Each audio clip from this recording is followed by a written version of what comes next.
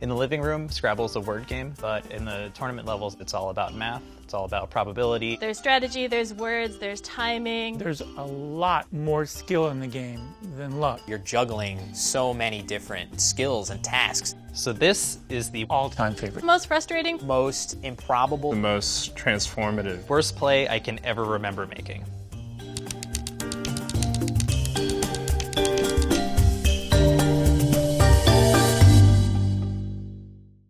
So in this situation, this is a tournament. I'm going second in the game. I'm sitting on the rack of BKNSST blank.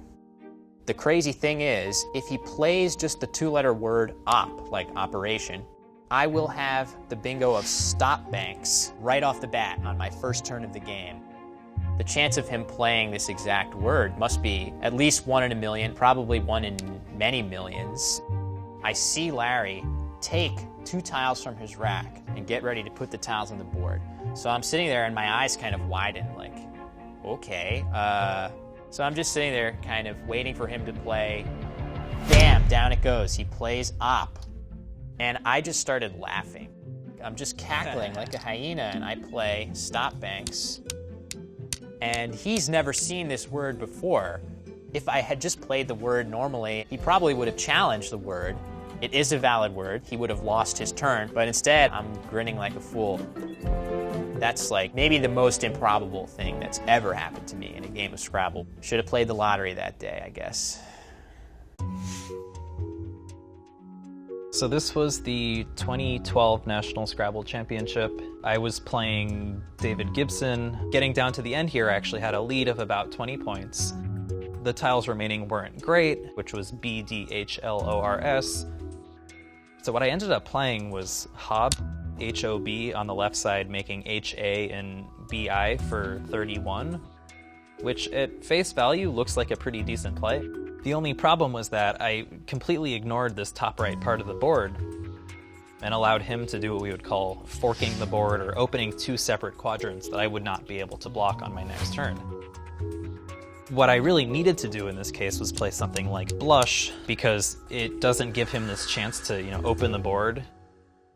He ended up playing Found, F-O-U-N-D, through it. I drew pretty terribly, made a play, and he bingoed out with, I think, Zincade or something for 140 to win by over 100, and I was just shell-shocked. And then I had to play the next 3 best players in the tournament after that, and it was all downhill from there. So it was October of 2000. I had been playing competitively for less than 6 months. We were in Lake George, New York. My rack here was ADGLIOS, and 2 plays were on the board. So I was moving the tiles around, and they wound up in the order of GDIOLAS.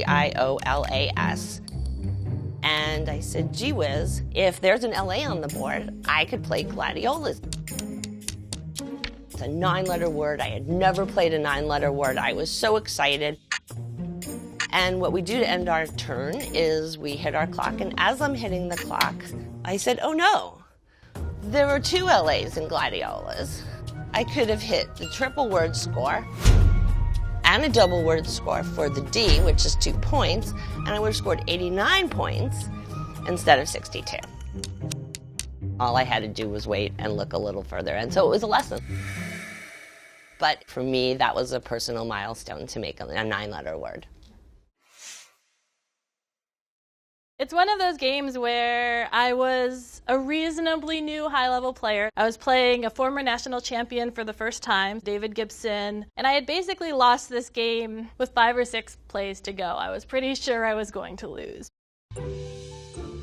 I'd kind of given up. I was probably not bingoing, and then I randomly drew a bingo that played and ended in a C. So I played the word pathetic. There was 1 tile in the bag when I played pathetic, so I pulled it out of the bag and it was an A. So the play was that you can put an A in front of the word pathetic. You can make the word apathetic.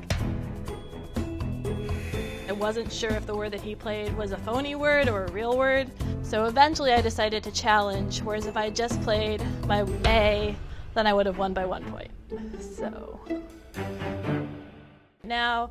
I will actually hold a tile up above a board and just like stare at it and see, does it play in any of these squares? That was something I learned from my apathetic game. This was the middle of the championship game back in 2000, and this game was the final game. If I win this game, I win the championship. I have a slight lead, and it's my turn. I have reasonably good tiles I can score with the M, P, and Y, and a nice collection of vowels. I'm going to score 30, 35 points on this open board. My choices were to play Mayo, and that was for the most points. But the other thing is I could use the Y for points later. For instance, I could play it next to the E and block the board later, or block it now, perhaps. Or I could have played PYA for 31 points, which also blocks. It blocks the D and an E, also very open, and also scores nearly as much as Mayo. But again, MIAO is not a very good lead.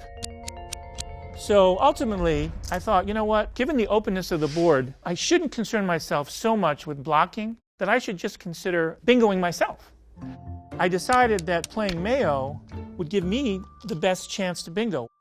And then, of course, I picked up CEKS. And I don't see a bingo right away.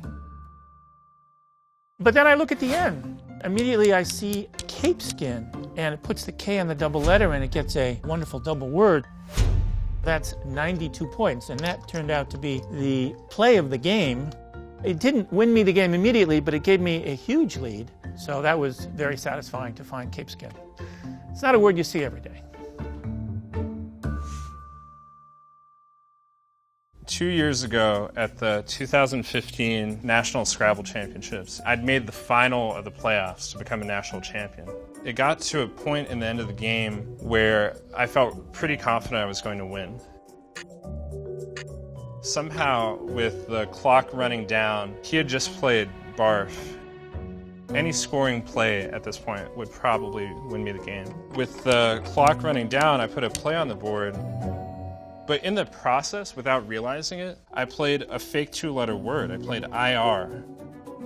A lot of the time, I don't even need to check if the two-letter words are correct. It's so instinctive that it would be the equivalent of going to work without shoes on. He challenged, and I thought he was just desperate and trying to challenge liar.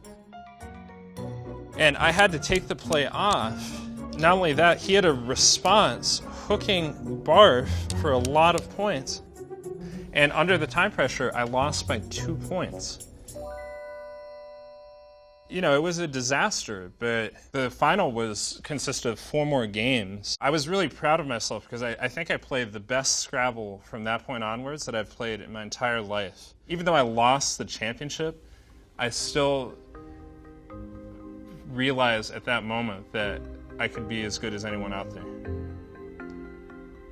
Scrabble is kind of a microcosm for life in some ways. The game is so deep, I could never finish learning about it. Basically, it makes you a little bit more wary and better at making good decisions. A lot of my closest friends now are from Scrabble. We get together at tournaments around the country, around the world. I still go to tournaments. I'll direct tournaments. I directed a tournament in New Orleans and the San Francisco Bay Area. It's giving back to the community that's given me everything. My goal in Scrabble is to be recognized as the second best player in the world because I think Nigel is going to be #1 and I accept that. Nobody likes to lose.